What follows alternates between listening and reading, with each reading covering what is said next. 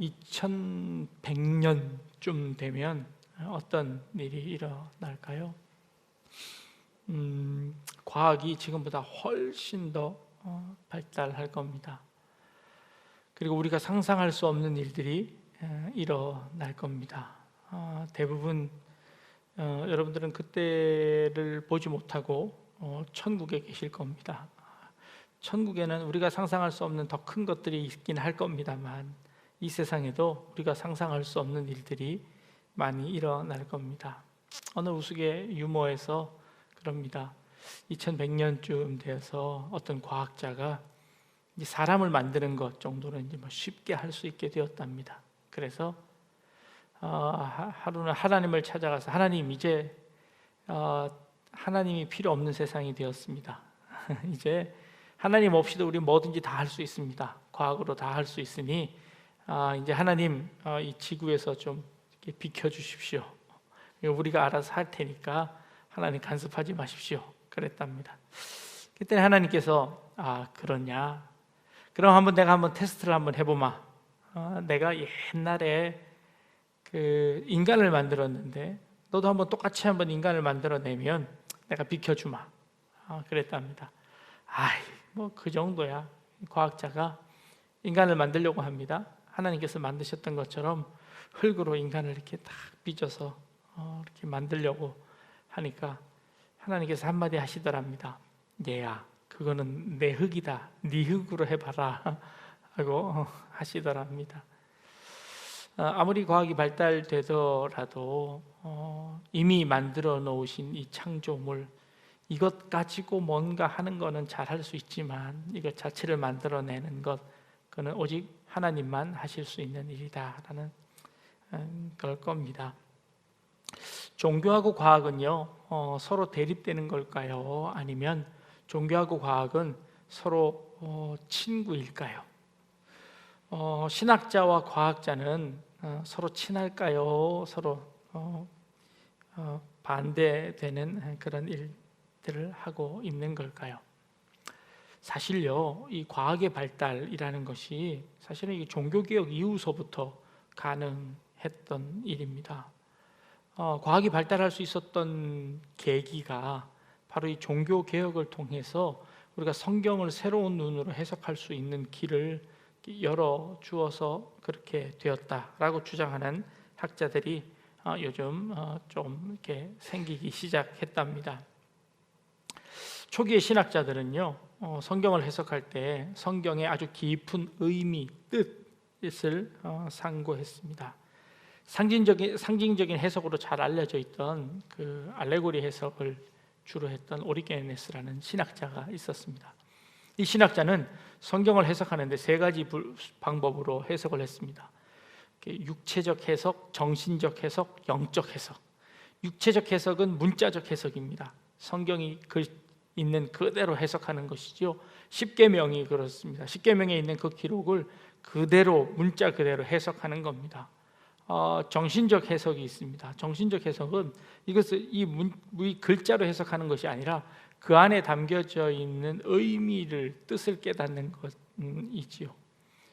씨 뿌리는 자의 비유는 농사하는 일에 관한 이야기가 아니잖아요. 그걸 통해서 말씀을 듣고 안 듣고를 이야기하는 거잖아요. 정신적인 해석을 해야 된다는 것이죠. 근데 이 정신적 해석이 아니라 그것보다 한 걸음 더 나아가는 영적인 해석을 해야 한다라고 믿었습니다. 영적인 해석을 하다 보니까 이 영적인 해석은 성령께서 주시는 대로 자꾸 바뀌는 겁니다. 이 본문을 보고 영적으로 해석하는 사람은 다르게 해석하는 것이지요. 이게 성경에서 참새가 저기를 가져가 씨앗을 물어갔다. 사탄이 가져갔다. 그 사탄은 어떤 사탄이냐? 그 사탄은 뭐 이런 사탄이다 하고 막 영적인 해석을 거기다 막 더 덧붙이는 거예요. 그러니까 해석이 더 풍성해지기는 했는데 그 해석이 자꾸 삼천포로 빠져가더라는 겁니다.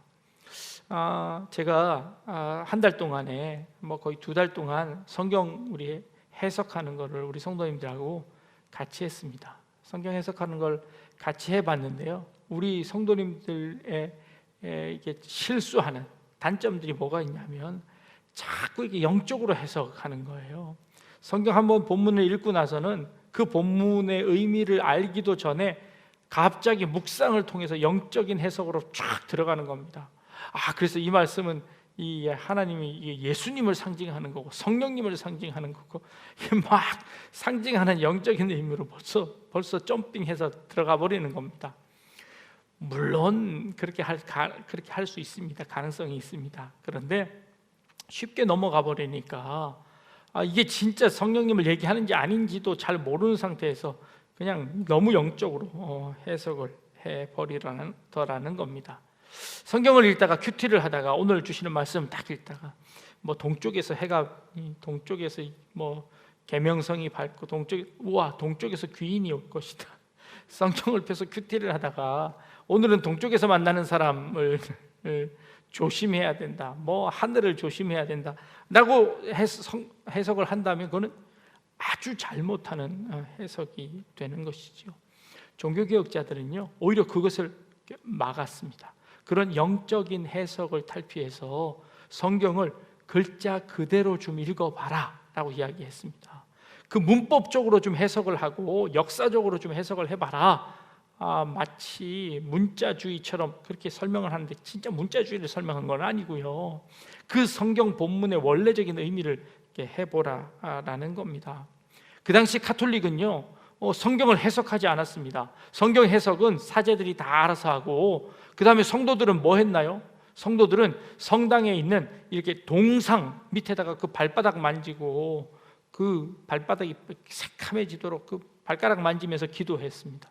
성상에 담겨져 있는 그 의미, 그림을 보면서 기도했습니다. 성경을 해석할 수 없으니 그런 모양을 가지고 상상했었지요. 우리나라에도 그러지 않았습니까? 부처님 코 만지고 오면 동상 코 만지고 오면 아들 낳는다 그래서 몰래 가가지고 다 코 만지고 아들 낳는다고. 그래서 코 만지고 아들 낳는 사람이 있었을까요? 있지요. 반은 아들 낳고 반은 딸 낳았을 겁니다. 그렇죠? 코 만지니까 그런 일들이 일어났다. 반은 맞았지요. 마찬가지로 하나님을 믿으면서도 성상을 보는 겁니다. 그리고는 그걸 잘 만졌더니 내 기도가 들어졌더라. 그러니 그 하나님을 믿는 거지요. 이렇게 믿던 카톨릭에서 개신교가 나오면서 종교개혁을 하면서 이 성상을 다 부숴버린 겁니다. 교회 안에 신상들을 다 없애버렸습니다. 심지어 십자가마저도 다 없애고 그냥 이곳에서 진짜 하나님의 의미, 하나님의 말씀만 연구하자라고 이야기를 한 겁니다. 그 당시에 자연 환경은 어땠었나요? 갑자기 해가 가려지면 하나님께서 진노하셨다고 생각했었습니다.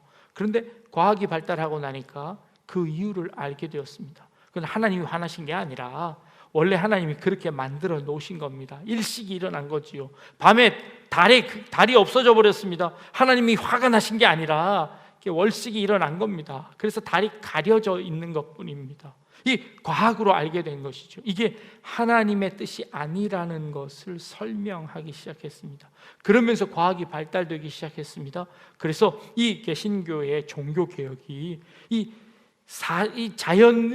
자연을 객관적으로 보게끔 만들어줬습니다. 성경을 객관적으로 보게 만들어준 것처럼 이 자연 과학자들에게 이 자연 해석을 이렇게 넓게 풀어준 겁니다. 그래서 과학이 발달될 수 있는 그런 기회를 만들어 준 거지요. 유럽에 패스트가 일어났습니다. 패스트가 일어났을 때 어떻게 했나요? 사람들이 하나님 앞에 기도하러 막 교회로 다 몰려갔습니다. 이 전염병에서 빨리 해결해달라, 우리를 고쳐달라고, 살려달라고 교회로 몰려서 기도했습니다. 그랬더니 어떻게 됐을까요? 그 교회 안에 모여있던 사람들한테 패스트가 쫙 번져버렸습니다. 교회 안에 들어왔던 사람들이 다 전염병에 걸려버렸습니다. 어떻게 됐을까요? 교회에 기도하러 갔더니 오히려 전염병의 확산을 더 재촉해버리고 말았습니다. 지금 코로나가 걸렸습니다. 그랬더니 우리 어떻게 하나요? 교회에 모이지 말라고 합니다. 이건 신앙이 없어서일까요? 믿음이 없어서일까요? 아니요, 우리는 그 과학을 알게 된 겁니다.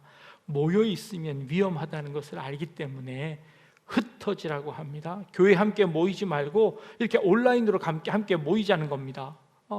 그래서 이렇게 모이니까 이게 예배도 되고 우리 신앙도 지키고 과학적인 도움을 얻게 되었다는 것이지요. 옛날에는요, 코페르니쿠스가 이 지동설을 이야기했습니다. 그랬더니 가톨릭 교회에서는 깜짝 놀랐습니다. 하나님이 만드신 지구가 중심이지 어떻게 지구가 돌 수 있느냐? 너 지금 지구가 도는 거 느껴지냐? 아니다. 하나님은 이 우주에서 이 지구를, 우리 사는 이곳을 가장 중심으로 삼으셨다. 그리고 지구는 평평하다. 눈에 보이는 것처럼 평평하다고 해석을 했습니다. 그래서 종교 재판에서 붙잡혀가서 자기의 말을 번복하게 만들었습니다.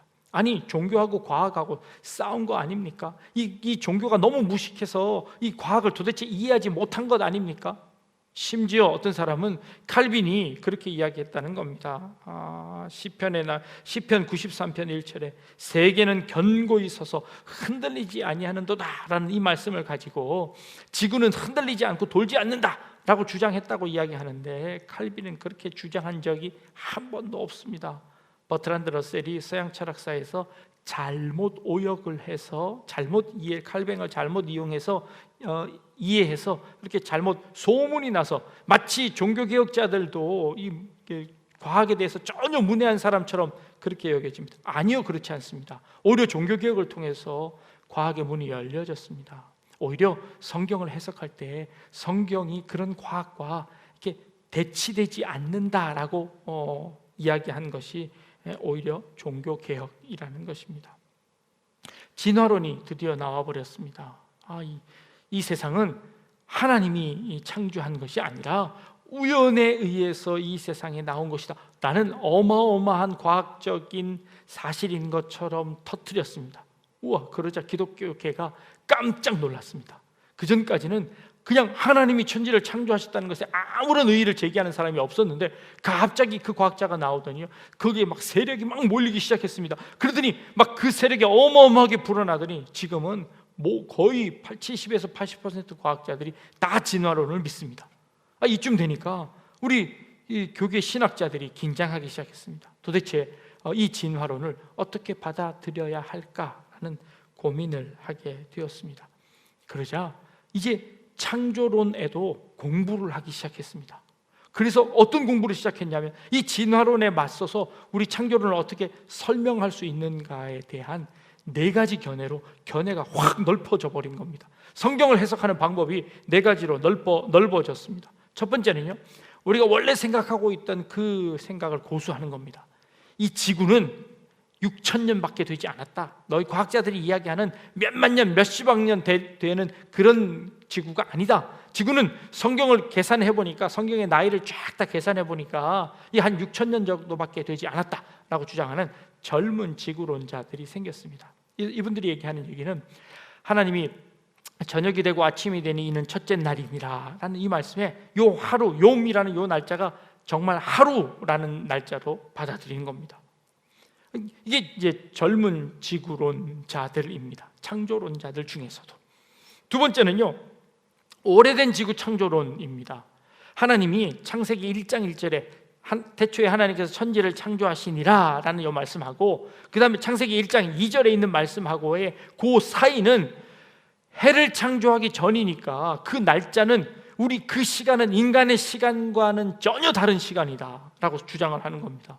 그러니까 이 지구가 언제 몇 년 전에 창조되었는지는 아무도 모른다. 그것이 몇만 년인지 몇 억만 년인지 그건 아무도 알 수 없다. 왜? 하나님이 창조하시고 나서 그 다음에 인간을 지으신 것이 그 기간이 얼마인지도 모르고, 또 하나는 하나님이 처음 지구를 만들었을 때 그 지구의 나이가 몇 살인지, 그때가 1살인지 2살인지 어떻게 알겠느냐. 아담은 갓난아기로 태어났을까요? 어른으로 태어났을까요? 갓난아기로 태어났으면 누가 젖 먹이고 누가 다 길러줬을까요? 하나님이 기르셨을까요? 아니면 하나님은 아담을 성인이 되게 하셨나요? 그러면 아담은 도대체 몇 살인가요? 태어났을 때 몸은 어른인데 나이는 1살인 겁니다. 그러면 지구도 마찬가지지요. 지구도 처음 만들었는데 태어났기 때문에 처음 1살인데 그 퇴적되어진 지층들을 보니 그 지층은 몇만 년이 되었을 수도 있는 것 아닙니까? 그것을 알 수 없다는 거죠. 그래서 지구는 하나님이 창조하셨대, 언제 창조하셨는지 모르고 오랫동안 창조하셨다라고 주장하는 것이 오랜 지구 창조론입니다. 그 이야기도 과학자들이 받아들이지 않자 이번에는 지적 설계론이라는 것을 들고 나왔습니다. 지적 설계론이라는 것은 뭐냐면 이 만물에는요, 하나님께서 그 하나하나마다 우리 그 유전자를 갖고 있는 것처럼 지식을 갖고 있는 어떤 설계자가 이 우주를 설계하지 않았으면 이 우주가 생겨지지 않았을 것이다 라고 하는 설계론자들이 있는 겁니다. 한 걸음 더 나아가서 진화론적 창조론, 유신론을 믿는 사람들도 있습니다. 이 사람들은 뭘 믿냐면요, 진화됐다는 거 인정한다. 그러나 그 진화마저도 하나님이 계획하신 진화이다 라고 설명하는 겁니다. 진화론을 이 창조론이 이렇게 품에 안아버린 것이죠. 진화론이 나오자 이 하나님을 믿는 이 창조론자들 중에서도 생각이 4가지로 쫙 바뀌어버렸습니다. 아니, 하나님이 창조하시긴 하셨는데 이 지구는 너희들이 얘기하는 것처럼 그렇게 오래된 지구가 아니라 젊은 지구야, 오랜 지구야, 아니면 하나님이 설계하셔서, 아니 하나님은 진화라는 방법을 사용하셔서 까지로 해석이 다양해졌습니다. 어떤 게 맞냐고요? 어떤 게 맞냐고요? 천국 가봐야 알지요. 어떤 게 맞는지 어떻게 알겠어요. 나름대로의 전부 다 일리가 있어요. 일리는 있는데 근데 일리는 모르겠어요. 둘 다 장점이 있고 단점이 있어요. 이런 견해들이 있구나라고 하는 거예요. 그런데요, 저는 그것보다 더 중요한 것은요, 어떠한 사건이 있을 때마다 우리들은요, 인간들은, 아니 교회들은요, 거기에 맞는 적절한 해석들을 해 나가는 거예요. 그리고 그 해석들이 그 생각들을 하나하나 품기 시작한 거예요. 성경을 해석하는데도 이런 해석이 있고 저런 해석이 있었는데 그 해석들을 하나씩 품기 시작하면서 그 속에 담겨져 있는 깊은 뜻을 더 이렇게 길어오르게 되었다는 거죠. 성경을 기록하던 다시 성경은 평평했었어요. 근데 평평하다는 그 이야기하고 과학하고 성경하고 지금 지구가 평평하다고 생각하는 신학자는 한 사람도 없어요. 그렇다고 교회가 무너졌나요? 그렇다고 우리가 성경을 안 믿게 되었나요? 아니요. 그 성경을 해석하는 방법이 달라졌을 뿐이에요. 모든 과학들을 다 받아들여서도 성경이 흔들리지 않아요. 성경은 여전히 하나님의 말씀으로 남아 있다는 것이지요. 요즘 동성애 때문에 교회가 망하지 않아요. 물론 위협적이고 그것이 우리에게 큰 위해를 가하는 건 맞아요. 그러나 그것 때문에 교회가 무너지지는 않아요. 무너지지 않아요. 그런 걱정 안 해도 괜찮아요.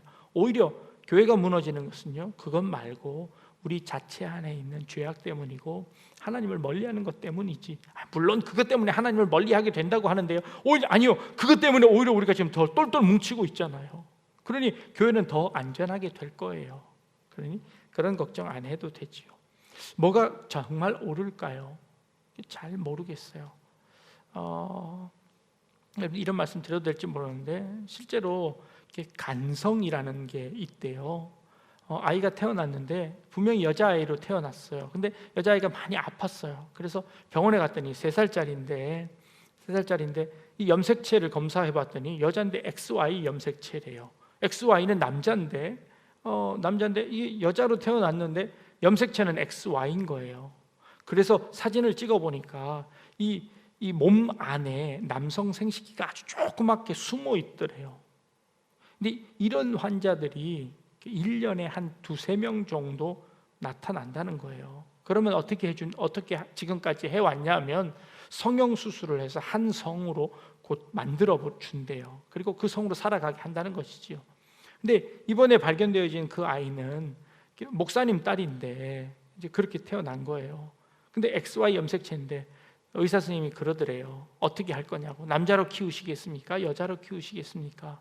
그래서 수술을 해서 그 남성의 모든 생식기는 다 제거하고 여성으로 키우기로 했다는 거예요. 그러면 이 여성으로 키워내는 이 아이는 앞으로 아이를 가질 수 없을 거고요. 남성 호르몬이 나오게 되면 다른 성징들이 나타나게 될지도 모르겠다. 그러니 계속 치료를 받아야 되겠다라고 설명했대요. 이런 기형들이, 변형들이 일어난다는 거예요. 그런데 이걸 우리가 다 무시해버리고 그저 우리 생각만 옳다고 주장하면 그럼 도대체 그 아이들은 어떻게 살아야 되겠어요? 그런 부분에 대해서는 우리가 고민도 같이 해야 되지요. 그러면서 그렇다고 해서 우리가 이성 결혼, 동성 결혼을 다 허락하고 그냥 다 풀어줄까? 또 그건 또 아니잖아요. 그건 아니니까 계속해서 대화하면서 그런 사건들을 하나하나 케이스마다 그것을 해결해 나가야 되지요. 이 해결해 나가는 것은 대화로서 해결해 나가는 겁니다. 이것을 우리가 고민하면서 해결해 나가는 것이지요. 이게 이 고민해가는, 성경을 해석해 나가는, 그리고 이 세상을 해석해 나가는, 우리의 삶을 해석해 나가는 그런 방법이라는 거예요. 우리는 처음에 눈에 보이는 것만 알았어요. 근데 우리 눈에 보이는 것을 현미경을 발견하고 나니까 우리 눈에 보이는 게 다가 아니라 이 눈에 보이는 이 살은 세포로 되어 있대요. 세포는 눈에 보이지는 않지만 그것들이 모여서 이 살을 이루었대요. 근데 그 세포를 더 세밀하게 보니까 그 세포 안에는 원자가 있대요. 근데 그 원자를 더 들다 보니까 입자가 있대요. 근데 요즘은요 더 발달해서 입자 안에 쿼크라는 게 또 있대요. 이게 어마어마한 과학이 발달됐어요. 그렇다고 해서 성경이 무너지나요? 아니요, 그렇지 않아요. 그렇지 않아요. 그런 것들이 나타날 때마다 우리는 또 다른 해석으로 자꾸 성장하게, 변화하게 된다는 것이죠. 코로나가 이 땅에 왔어요. 이런 일이 있을 거라고 상상도 못했는데 이런 일이 있어요. 그러면 어떻게 했나요? 우리가 이렇게 잘 대처하고 있어요. 교회들에서 많은 환자들이 나오니까 예배드리지 않고 교회 문을 닫고 대신 이렇게 온라인을 통해서 여러분들과 함께 만나면서 또 새로운 예배의 방식들을 만들어냈어요. 코로나가 끝나고 나면 어떤 일이 일어날까요? 네, 잘 모르겠어요. 그런데 예전과 똑같이 돌아가지는 못한다고 사람들이 이야기합니다. 코로나가 있고 나서요, 아내가 그러더라고요. 립스틱 만드는 회사들은 다 망했을 거라고. 아니, 립스틱을 칠할 이유가 없다는 겁니다. 이게 마스크로 맨날 가리고 있으니 립스틱을 바를 일이 없대요. 안 보여서도 그렇지만 바르고 나면 거기 자꾸 묻어서 불편해지니까 립스틱을 안 바르게 된다는 거죠. 립스틱 회사만 그랬을까요? 코로나 진행되고 나면서 강남에 있는 성형외과들이 엄청나게 타격을 입었대요. 중국에서 오는 손님들이 다 끊겨가지고 큰일 났다는 거죠. 가만히 생각해 보니까 마스크를 쓰고 다니면 성형수술, 코 성형수술 안 해도 되지 않을까요? 싶어요. 마스크 쓰니까 다 예뻐 보이셔서 누가 누군지도 잘 모르는데 굳이 성형수술 할 필요 있을까 하는 생각도 들어요. 코로나가 있고 나서요, 사람들이 다 밖에 안 나가고 집에 있으니까 대신 부부싸움이 또 잦아졌대요. 맨날 집에서 같이 있으니까 부부들이 맨날 싸운다는 거예요. 아직 정확한 통계는 안 나왔는데 어쩌면 이혼율도 더 높아졌을지도 모르겠대요. 예전에는 가정의 식구들이 집 안에서 일주일 동안 같이 얼굴을 대하고 있는 시간이 8시간인가 9시간밖에 안 됐대요. 근데 코로나가 있고 나서 일주일에 40시간씩 같이 있는 거예요. 그러니까 예전에 해보지 않은 거예요. 가족들이 되게 친한 줄 알았는데 원래는 안 친했었대요. 너무 오랫동안 같이 있으니까 싸운다는 거예요. 이 자녀들하고도 이제 맨날 싸우게 되는 거예요. 이렇게 같이 있어보지 않았는데 이렇게 노는 시간 같이 있으니까 불편한 거죠. 그래서 이제는 코로나가 진행되고 나면 우리 가정 안에서도 같이 따로 있어야 된대요. 같이 있지만 때로는 그 독립적인 공간을 줘서 떨어져 있어야 된다는 것이지요. 그래서 각 방에 들어갔다가 거실에 모였다가 다시 각 방으로 흩어졌다가 해야 덜 싸우게 된대요. 그래요. 재택근무를 하니까 좋다고 하는 사람들도 있어요. 꼴불견인 그 상사 안 봐서 좋대요. 그런데 이 꼴불견인 상사는 여전히 SNS로도 괴롭힌대요. 이런 일들을 겪을 때마다 우리는 잘 적응해 왔습니다. 우리의 삶은요, 또 우리의 신학은요, 우리의 교회는요, 우리의 신앙은요, 여러 가지 도전들이 있었습니다. 여러 가지 어려움들이 있었습니다. 그럴 때마다 우리는 우리의 신앙을 잘 지켜왔습니다. 우리의 신앙은 수도 없이 변했습니다. 그 변하면서도 그 안에 핵심은 유지하며 우리가 그 신앙을 유지할 수 있었습니다.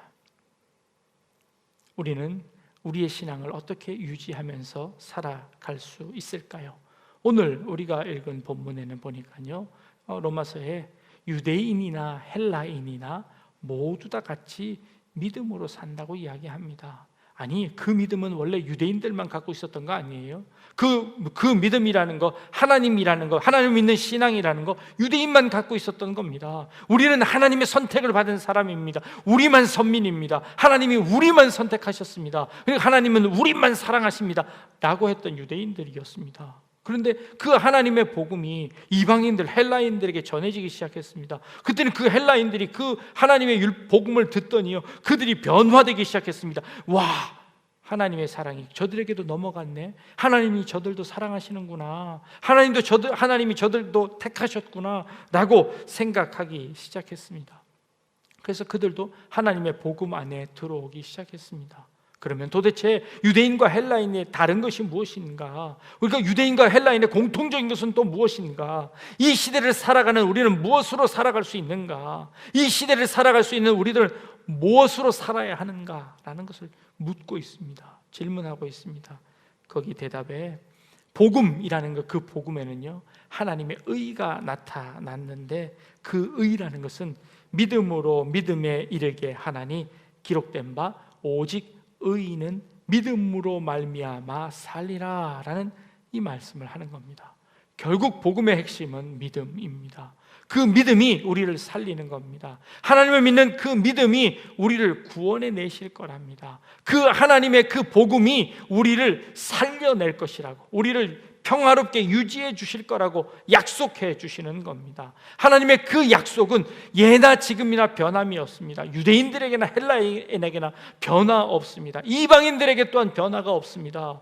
그리고 2000년 전이나 지금이나 그리고 4000년 전쯤이나 하나님께서 이 온 우주를 창조하신 그때서부터 지금까지 하나님의 복음은, 하나님의 의는 믿음으로 말미암아 살게 되었습니다.